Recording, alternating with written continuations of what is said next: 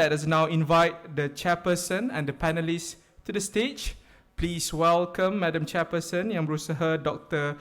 Ida Rosnita Ismail, Senior Lecturer at Graduate School of Business, Universiti Kebangsaan Malaysia, together with Yang Berusaha Tuan Azirwan Arifin, Head of Employment Insurance System, Social Security Organisation, PEKISO.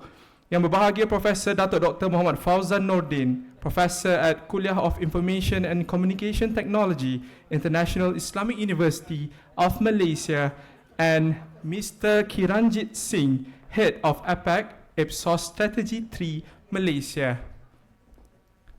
The floor is yours.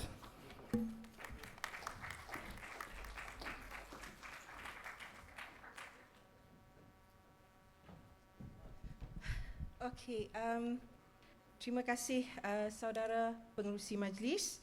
Yang Berusaha Profesor Dr. Habsyah Midi, Presiden Institute Statistik Malaysia. Yang Berusaha Puan Nazaria Baharudin, Timbalan Ketua Perangkawan Program Sosial dan Pembangunan Teknikal Jabatan Perangkaan Malaysia, tuan-tuan dan puan-puan yang saya hormati. Izinkan saya untuk meneruskan sesi ini di dalam bahasa Inggeris. Assalamualaikum warahmatullahi wabarakatuh and salam Malaysia Madani.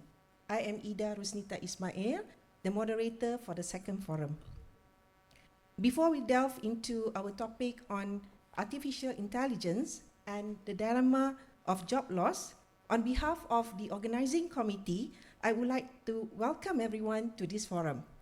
For your information, this forum is also streaming via the Department of Statistics Malaysia Facebook Live to allow online attendees worldwide to listen to this forum. Okay, before we start with our forum, please allow me to provide a background information of this topic. Well, we have been listening to artificial intelligence or AI since this morning, and we know that AI is no longer a science fiction. It has become part of our daily lives. And in fact, I think you are using it right now if you are looking at your social media and whatnot. Now, in the business context, AI has been applied across industries, particularly in manufacturing, healthcare, finance, retail, and education. The reasons, the common reasons, why companies are using this AI is because they want to increase efficiency, reduce costs, and also to enhance decision making. And in fact, AI is a very crucial tool for the companies to innovate and to stay ahead of their competitors.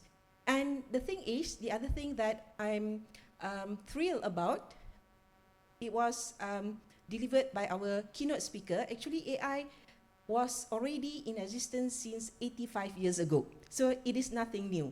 But its adoption is accelerated due to the pandemic outbreak. And following the pandemic outbreak, what happened is that the success of AI implementation, integration, and adjustment has become the impetus for the industries to further unveil its utility by investing more aggressively in its development. So ladies and gentlemen, what we can say is that AI is not a mere tool, but it is a transformative force revolutionizing our world. It is the catalyst for many industries to go higher, and in fact, it provides us or motivates us to think ahead of, to think of the future in exciting and inspiring ways. But the drawback, or I would say that there is always another side of the study. In this case, AI has triggered the fear of job loss among the workforce. And this fear is not without basis, because when we read up the news and we watch television news and whatnot, what happens is that we can see companies are laying off people or employees due to the adoption of AI.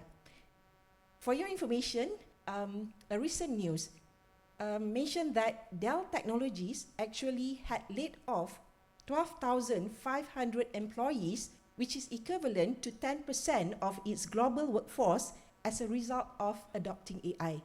And the other interesting part of which it amuses me is actually the fact that Xiaomi. I do not know how many of you here actually are using Xiaomi's smartphone, but for your information, Xiaomi Smart Factory will be operating 24/7 without people, and it can produce one smartphone per second, every single second, not minutes, yeah, every single second.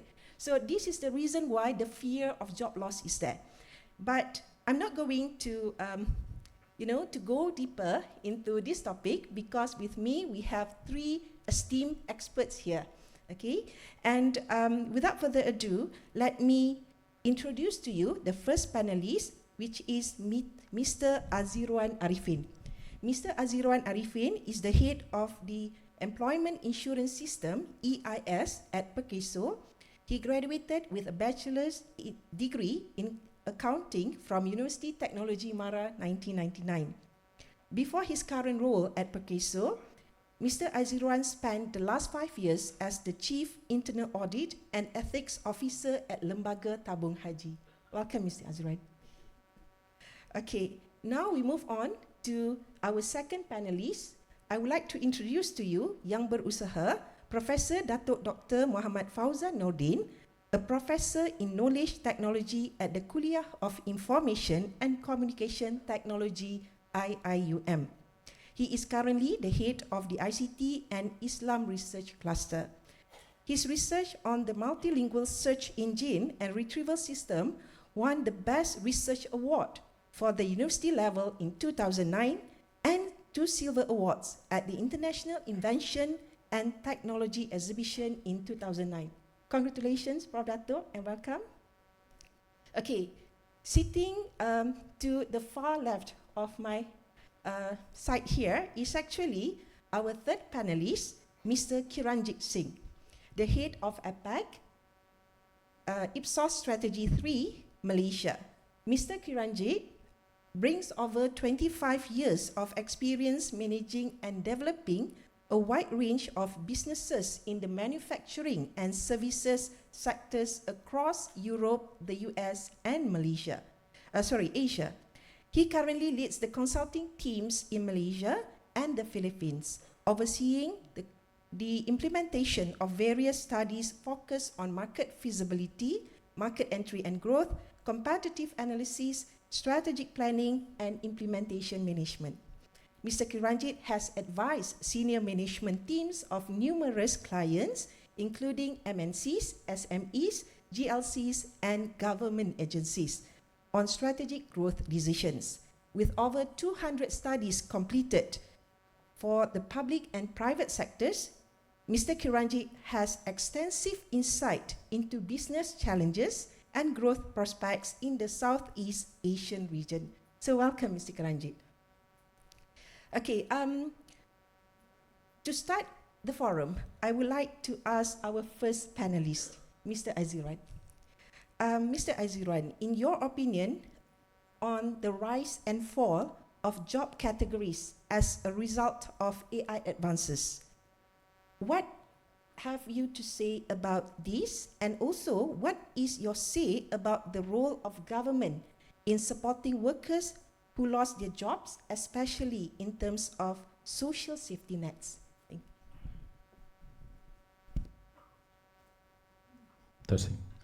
Bismillahirrahmanirrahim. Assalamualaikum warahmatullahi wabarakatuh. Well, basically, when we talk about AI, I think before we go in that sense, I would like to also share some projections. We have been looking at the numbers for the past 3 years, especially we know when MCO COVID-19 time, you know that every business is basically closed.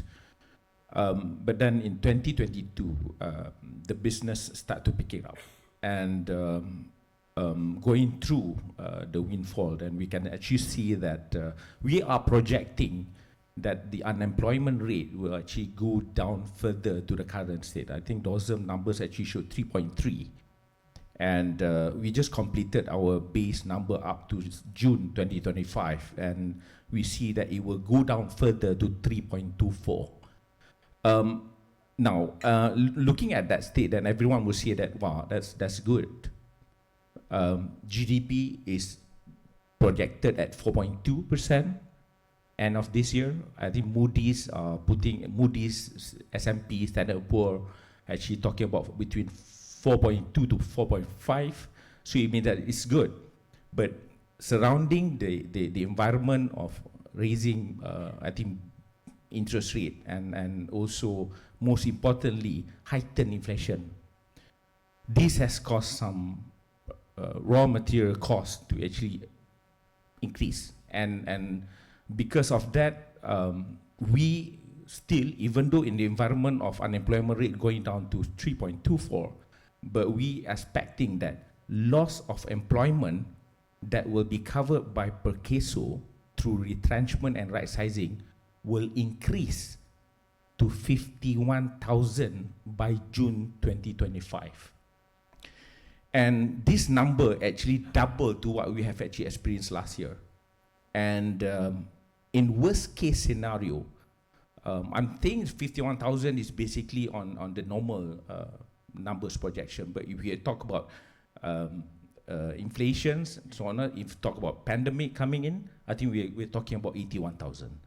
Okay, now, why is this happening? So basically because of first thing, we know the fact that the China versus US, business where the tariff been introduced on China market or product have actually caused dumping of product. So they can't actually sell it. So when they can't sell it, so one of the things, the companies will start to do cost saving initiative, and resulted to that they will retrench.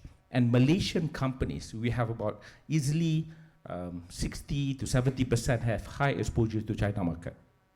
So because of that, that's why we're saying this. And the other portion of it that we can see is because of AI. So there are few, like for example, we do some analysis on sunset, sunrise. So there are few jobs that gonna disappear. As easy as secretary, because ChatGPT, as easy as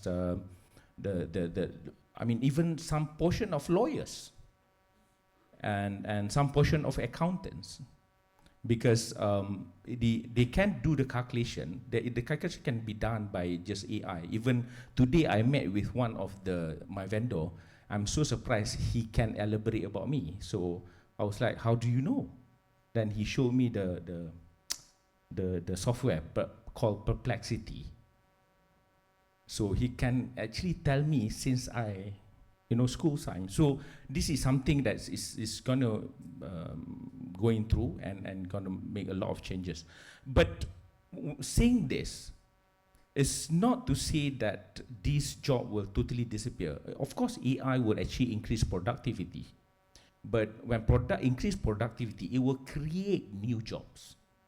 When creating new jobs, so it means that it requires a different level of skills that the labor market should have. As easy as, you used to have accountants just to do double entry, but now ChatGPT or AI can actually do. But what I require from accountants is to be able to explain and do projection and advice on in terms of how does the tax mechanism should be. So this is something that need to be looked into, upgrading skills as much as possible. And on the other hand, I think when you talk about what government should do, of course, the function that we are doing, public employment services, it's important for us to actually have sufficient data.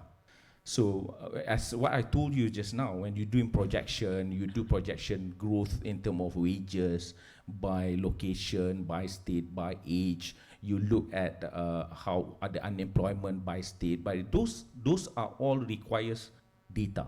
So you need to have, but having to have data alone is not enough. So it's important enough for the government functions to be able to draw some meaningful event from that data.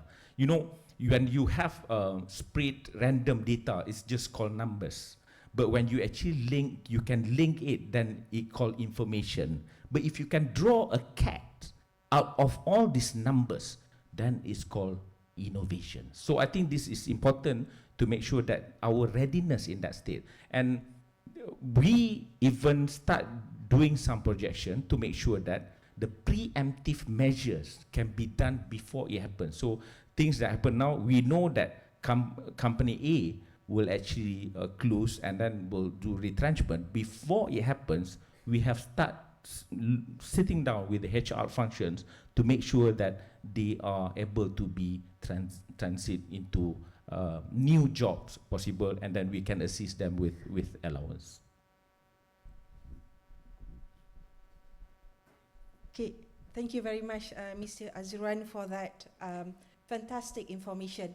So what I can say from your speech just now is that job loss is possible due to AI, but more importantly is the fact that, people need to upskill. And also, we are talking about upskilling, reskilling, and so on. As what our keynote speaker mentioned this morning, it is not AI replacing human, but human with AI will replace human without AI. And it is also good to know, I like the idea that you talk about the importance of data, which is very relevant to today's event actually. And I totally agree with you, data itself has no meaning. But the way you interpret the data, you transform the data into information and use that as a basis of knowledge, then it can become a source of innovation. Thank you, Mr. Aziran. Okay, now we move on to the second panelist. I think we have heard about AI since the very morning a lot. So I would like to ask Professor Dato one question, and it is with regard to the ethics or ethical use of AI, and especially since I know that Professor Dato is from IIUM, probably Professor Dato could also enlighten us in terms of this ethical perspective ethical issues from Islamic perspective. Professor, thank you.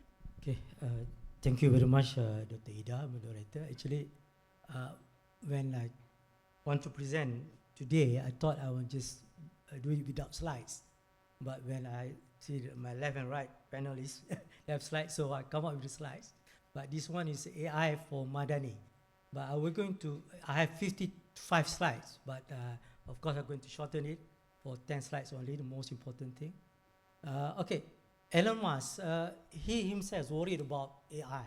He asked, he and other 1,000 tech leaders said we have to put an cautious and hard on it. Then there's Professor Stuart Russell, to allow AI to make decisions for him is devastating. Now, I think we talked about AI, Dr. Ida forum just now. Israel using AI to attack Gaza, name gospel. This is how AI been used, or abused, or misused. And Professor Lucy Suchman said, how come you justify this? Then, of course, I will skip this. This is about Madani. I think I will give a talk at another session on Madani. And this quite interesting. This Stephen Hawking, he said humanity was entering an increasing dangerous period of our humanity. Why? Because of super smart artificial intelligence.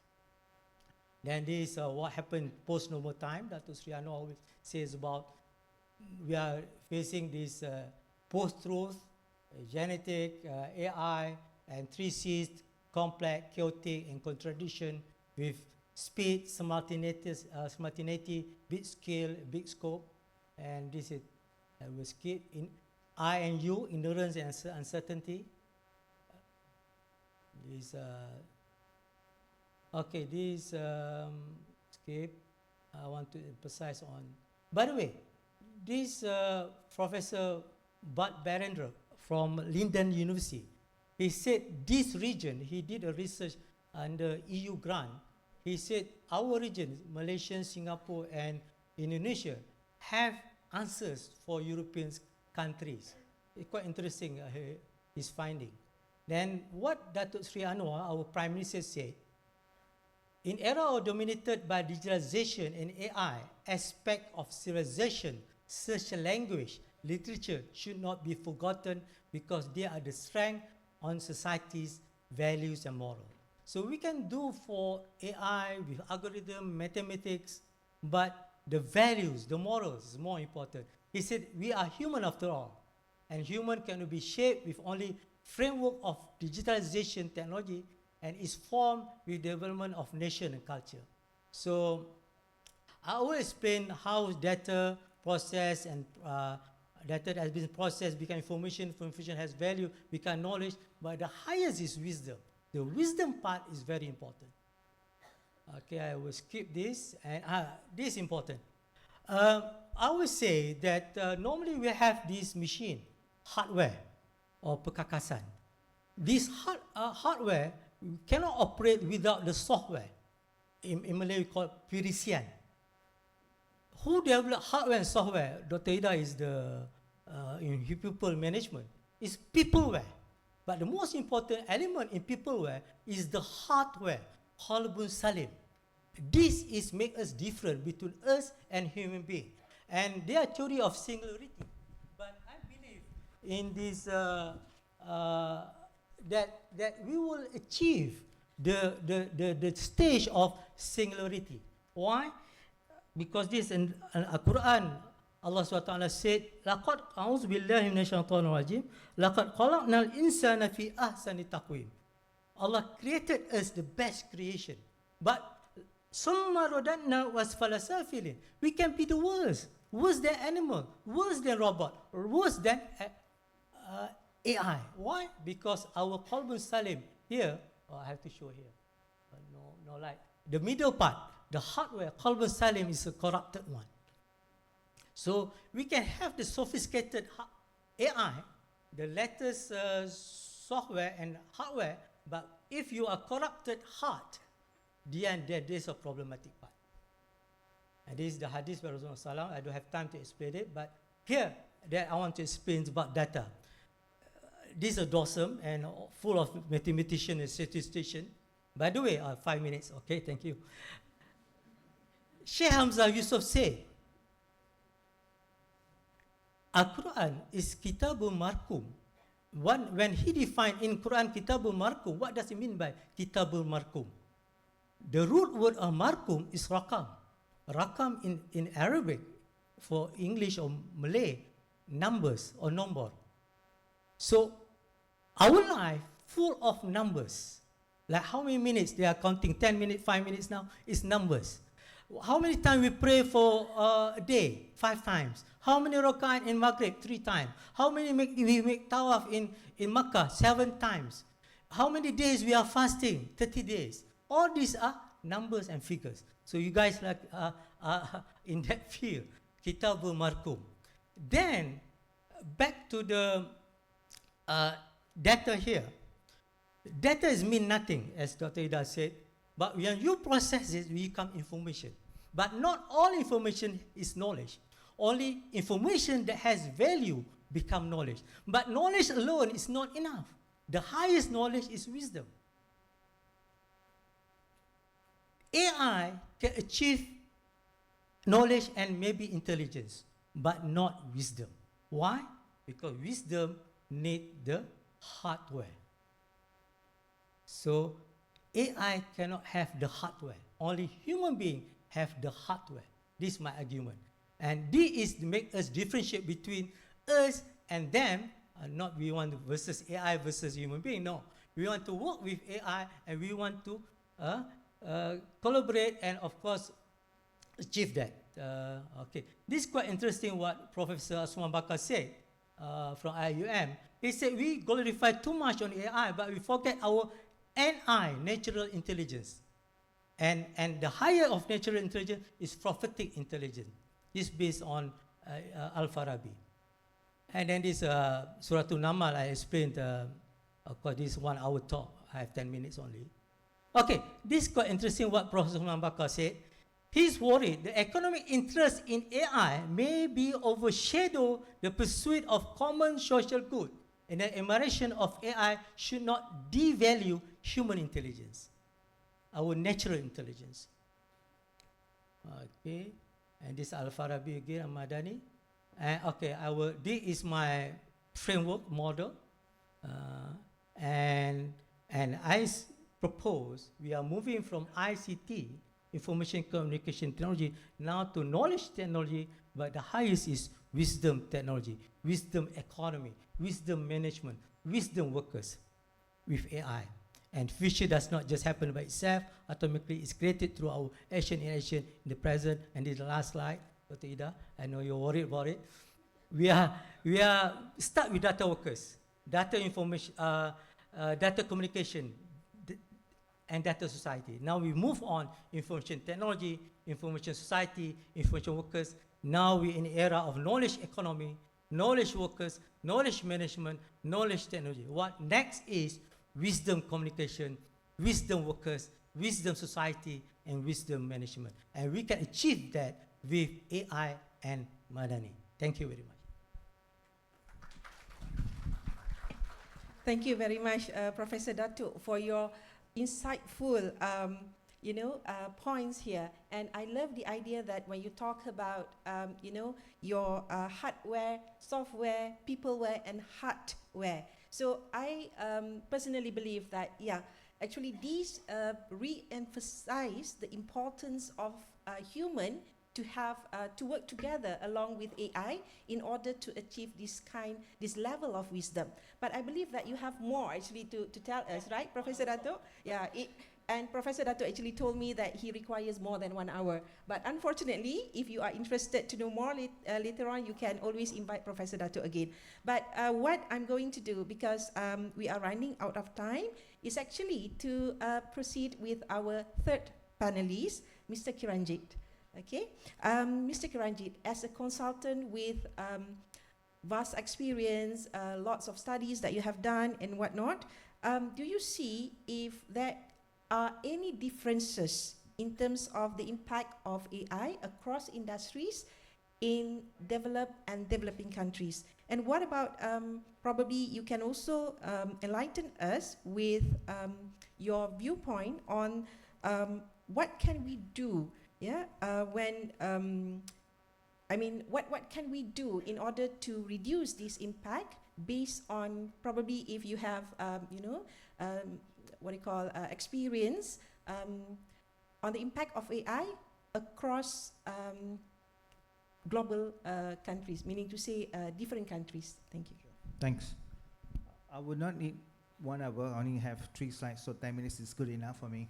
So what I'm going to share with you is, because the questions which the doctor asked is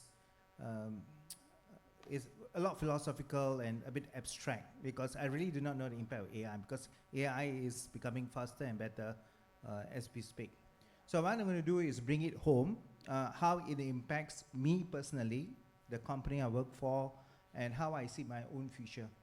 Okay, so I think that is something maybe you can take away, understand and see how it affects you also. So a bit about Ipsos. Ipsos is a $10 billion company with 20,000 employees. So I will show you how it's affecting Ipsos. Number one, over the years, there's been more manufacturing output, but fewer manufacturing jobs. That is true across any parts of the world. So even in Malaysia, for example, the employment elasticity is going lower and lower. So you will see over the years, in 1970s, 80s, and so on, whenever the Ministry of Trade or Prime Minister says, we have just secured $10 billion of investment, used to be 10,000 jobs. Now with a $10 billion investment, the number of jobs are hardly 1,000 and so on. But the output is still growing, but the number of jobs required is getting lesser and lesser. And I believe the next wave with AI and so on, the same thing will be true for, I use the word office jobs, that means people like me and you and so on, but basically in the services sector and so on. So I think that is something we should need to take away. So then for Ipsos itself, right? So in the past, whenever we do budgeting, in fact our budgeting cycle for 2025 is beginning already now, the biggest increment of our expenses year on year, because we a services company, 20,000 employees, has to do a payroll increase.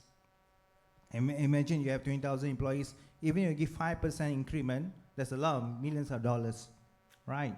But for the last 2 years, the biggest expenses is been the investment in terms of AI. So that is a shift which I have not seen the last 10, 15 years and so on. It used to be payroll, used to be the highest expenses growth. Now it has been AI. So we have invested since 2-3 years back about 200 million ringgit in terms of AI. So it has actually changed how I did my work 5 years ago or 3 years ago and now. Okay? So for example, we have our own generative AI system called Ipsos Facto. So I've just showed you typically some of the work we do because we are a research and consulting firm, not very much different than Dawson and so on. So these are the typical activities which we need to do. And for each activity, we are able to do faster, better, and more, the quality of output is even better. So, and when we do interviews with the new hires, our generative AI, Ipsos generative AI tool is as good as a fresh graduate. The output from our generative AI is as good as a fresh graduate.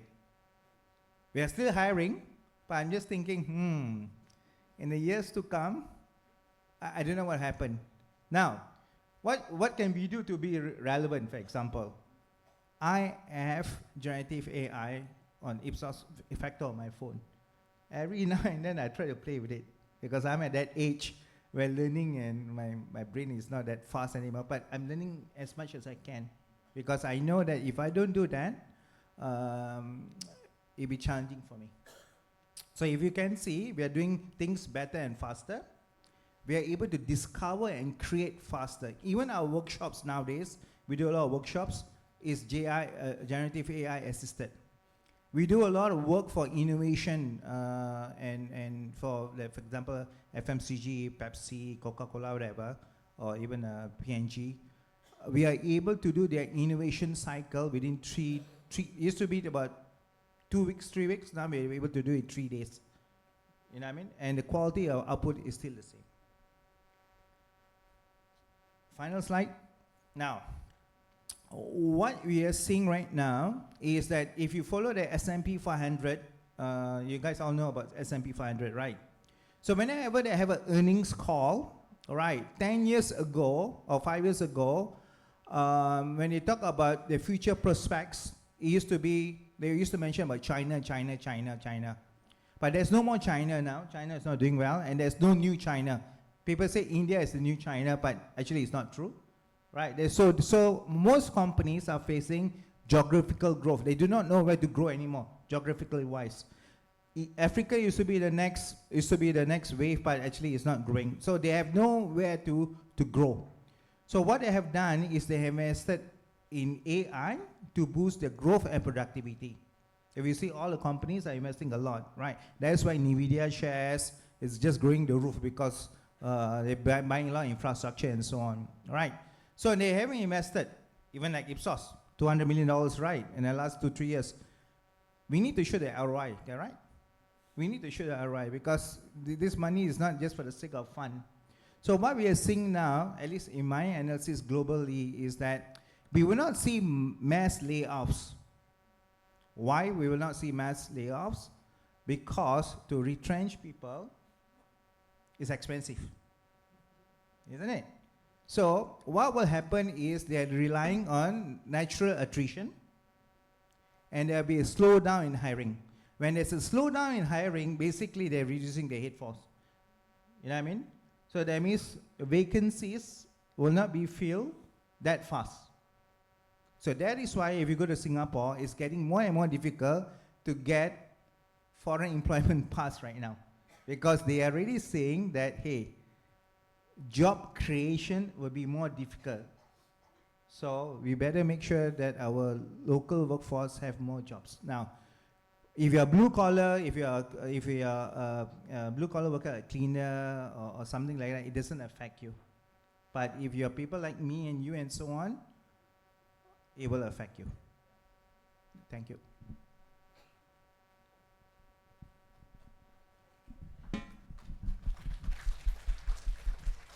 Okay, thank you very much, Mr. Kiranjit, for that, again, fantastic information. And yeah, this is a good news. At least it somehow toned down the impact of the fear of job loss, because according to Mr. Kiranjit just now, what happened is that there will be no mass layoff, but they will go through this natural attrition.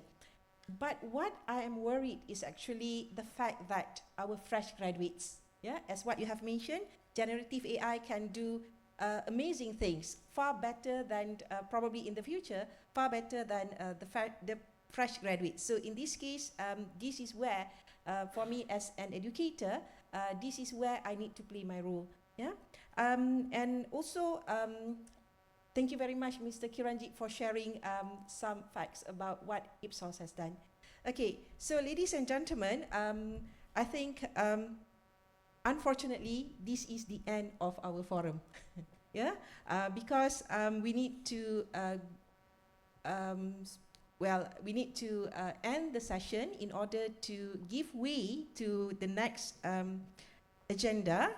But let's say if you are interested to get a copy of the slides of our panelists here, you can actually download from Dawson portal. It is available there.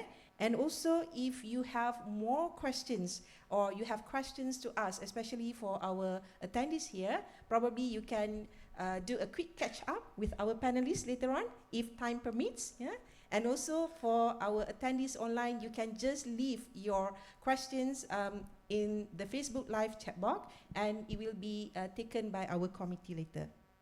So with that, I would like to thank all of you, especially to our three panelists here, for your insights, thought-provoking information, yeah, and also expertise. And also, I would like to thank all the attendees for your participation and enthusiasm.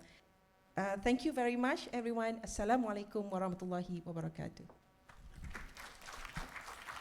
Thank you, Madam Chairperson and panelists, for the session. Please remain on the stage. For the moment, I will now invite Yang Berusaha Puan Hajah Nazaria binti Baharudin, Deputy Chief Statistician, Social and Technical Development, Department of Statistics Malaysia, to present the token of appreciation to the panelists.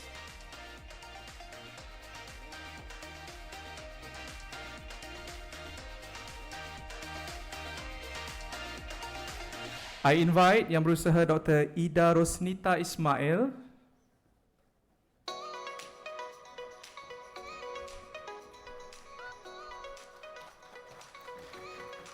Yang Berusaha Tuan Azirwan Arifin,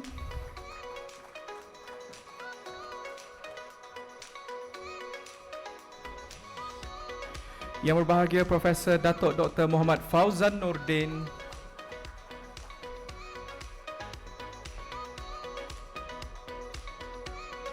and last but not least, Mr. Kiranjit Singh.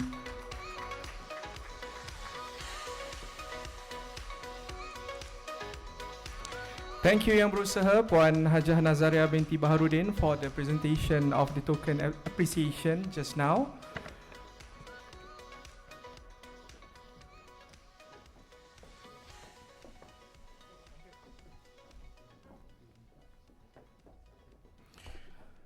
Para hadirin sekalian, diminta tuan-tuan dan puan-puan untuk kekal berada di auditorium sebelum kita memulakan majlis penutup dan acara penyampaian hadiah sebentar sahaja lagi.